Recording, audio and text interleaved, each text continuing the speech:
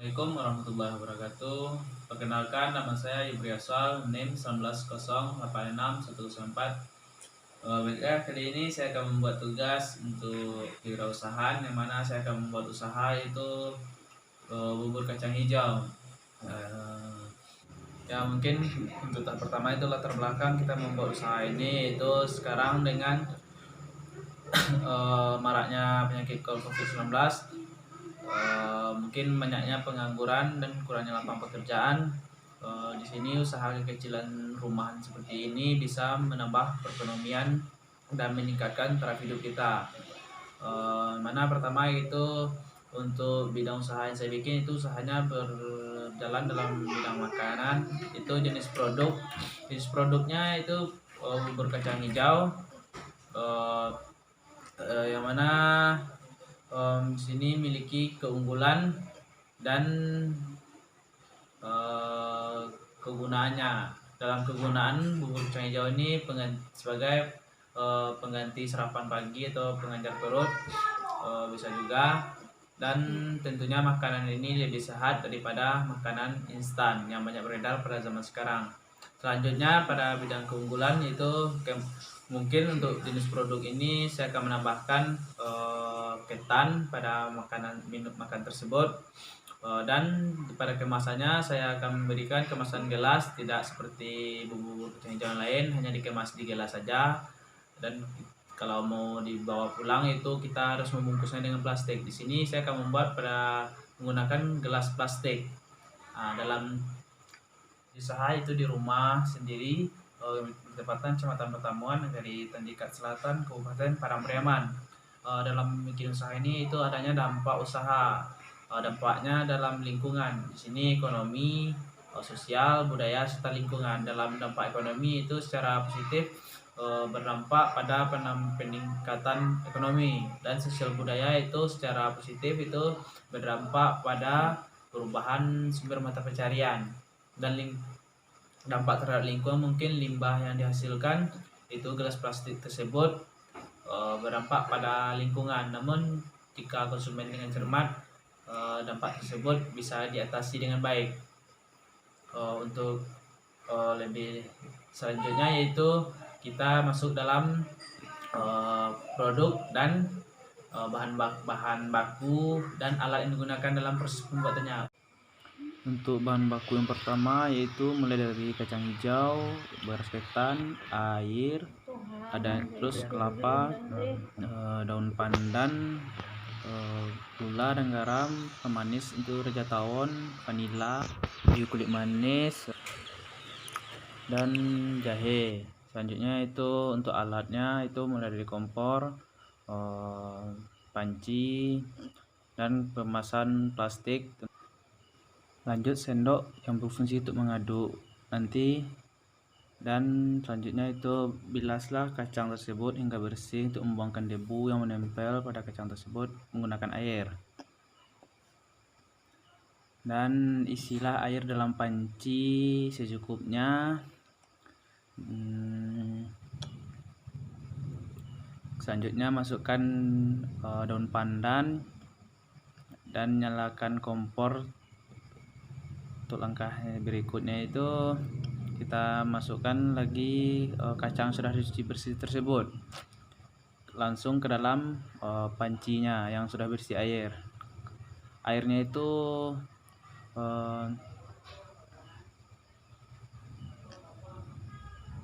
dan setelah masuknya itu langsung saja kita masukkan kayu kulit manis,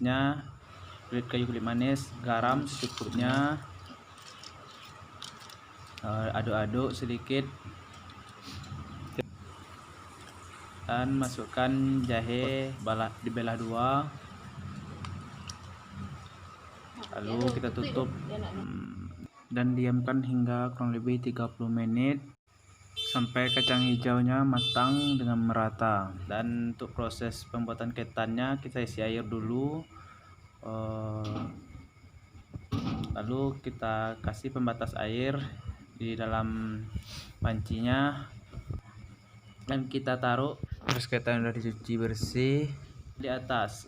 Kita kukus dan kita ratakan terlebih dahulu berasnya agar sama rata matangnya. Lalu kita tutup dan kita kukus. Kita tunggu sekitar setengah jaman. Lanjut, ini yaitu parut kelapa yang sudah diparut. Lalu caranya lanjut kita remas, kita ambil santannya. Lanjut, ini beras ketan dukus tadi yang udah matang sekitar 30 menit lebihan. Dan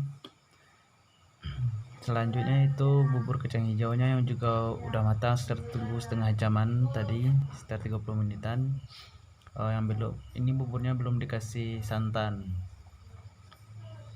Lanjut, ini kelapa tadi yang udah jadi santan, lalu langsung kita tuangkan ke dalam bubur yang udah matang tadi santannya. Oke, tuangkan santannya itu secukupnya. Kalau misalkan kurang, kita tambah lagi santannya. Lalu kita aduk hingga rata. Dan setelah santan ini dimasukkan, tentunya kompor kita nyalakan lagi. Dan kita kasih gula. Tujuan kompor nyalakan itu berfungsi untuk mematangkan santannya.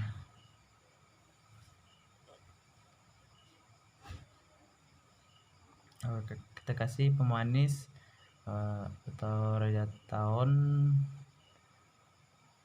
yaitu yang secukupnya. Kita aduk merata. Dan selanjutnya kita kasih vanilanya, itu secukupnya juga.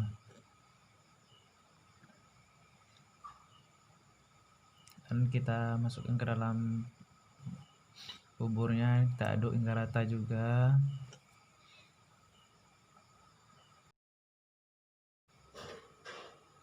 Lanjut tahap pengemasan. Yang ini pertama itu kita kemas beras ketannya dalam kemasan plastik ya, dan buburnya dalam kemasan plastik yang pertama tadi.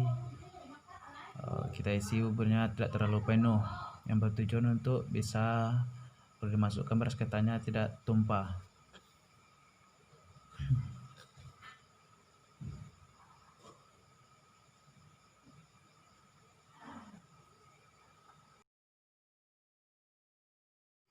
Ini adalah proses penutupan kemasan plastik bubur kacang hijaunya yang udah jadi.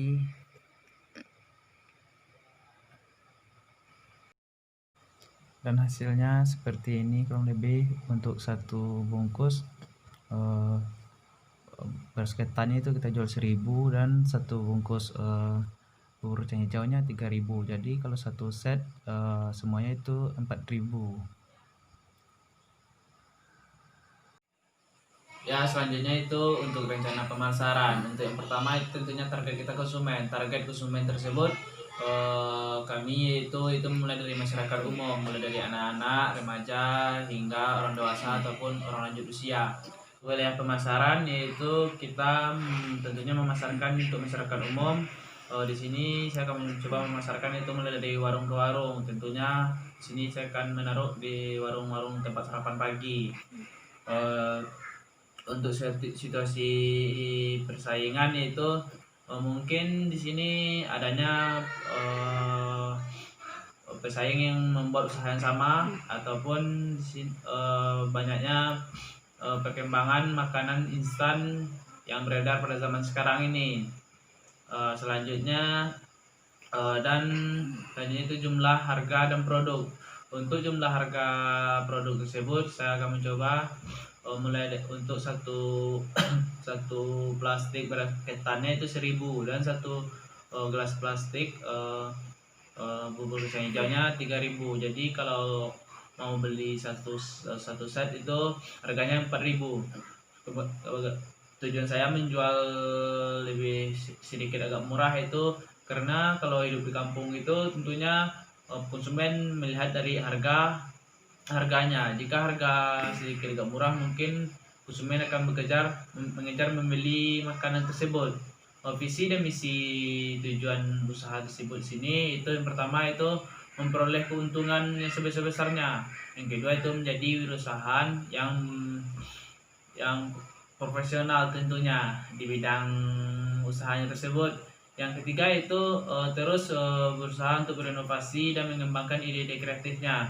Yang selanjutnya itu menjual produk dengan harga yang terjangkau. Yang selanjutnya itu tujuan usaha. Yang mana tujuan usaha itu di sini saya akan mencoba untuk mendapatkan tentunya laba atau untung sebesar-besarnya. Yang kedua itu menarik minat konsumen. Yang ketiga itu tujuannya itu menjadi sebagai salah satu perusahaan yang sukses walaupun dari bidang kecil-kecilan. Dan analisis SWOT-nya dan strategi strike perusahaannya itu dalam analisis SWOT yang pertama kekuatan strike-nya tentunya harga terjangkau, bahan baku yang mudah didapat, dan tidak menggunakan bahan pengawet. Dan selanjutnya itu proses dalam pembuatannya yang tidak membutuhkan banyak waktu dan tenaga. Yang kedua itu kelemahannya atau weakness-nya itu sebagai yang pertama itu banyaknya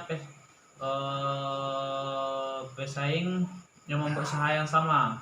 Dan yang kedua itu di sini mungkin makanan masih makanan tradisional atau makanan yang tidak modern. Sarana dan prasarana yang mungkin sederhana digunakan. Selanjutnya untuk peluang usaha sini atau outputnya, pasarnya mungkin bisa sangat luas. Yang kedua itu bahan baku yang mudah didapat. Mungkin untuk ancaman atau threat-nya itu sini munculnya variasi makanan yang lebih menarik. Yang kedua itu munculnya pesaing baru. Yang selanjutnya itu sumber daya manusia yang masih rendah akan pendidikan terhadap pengetahuan pembuatan makanan tersebut. Di sini mungkin itu tentang penjelasan saya tentang pembuatan video dalam bidang usaha pembuatan bubur kacang hijau. Jika ada salah kata, saya mohon maaf. Saya akhiri dengan wabillahi taufiq wal hidayah. Assalamualaikum warahmatullahi wabarakatuh.